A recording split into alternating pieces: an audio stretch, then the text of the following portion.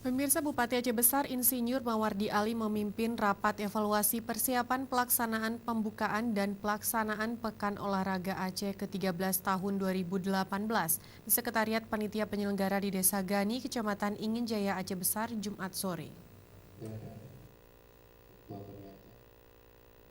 Bupati Aceh Besar Insinyur Mawardi Ali didampingi Ketua Harian KONI Aceh Kamarudin Abu Bakar, Ketua PP Pora yang juga Sekdakap Aceh Besar Dr. Handes Iskandar MSI menyaksikan pemaparan dari berbagai bidang panitia penyelenggara di hadapan para tim delegat cabang olahraga dan pengurus KONI Aceh yang hadir.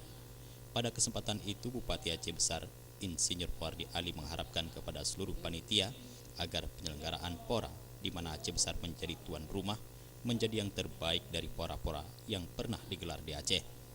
Untuk itu, selain sukses penyelenggaraan yang akan berlangsung 18 hingga 25 November 2018 nantinya di Kota Janto, diharapkan pada acara seremonial pembukaan harus dilakukan dengan meriah dan memberikan kesan terbaik.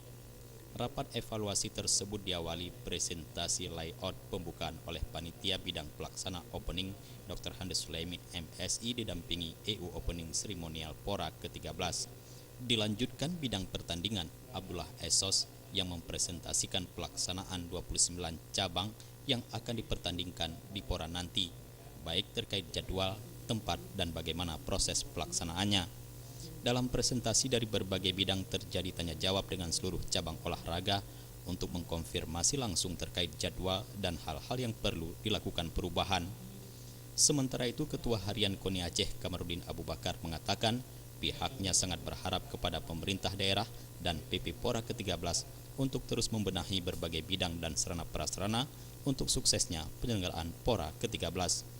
Turut hadir dalam rapat evaluasi persiapan pelaksanaan Pora ke-13 Ketua Harian KONI Aceh Kamarudin Abu Bakar, Wakil Ketua KONI Terayuan Sukma, Kadis Parpora Aceh Besar Ridwan Jamil, Sekum PP Pora Tidasya, pengurus Pengprov dan Pengcap, serta pelatih cabang olahraga yang akan dipertandingkan nantinya. Jufrizal dan Faisal, Aceh TV.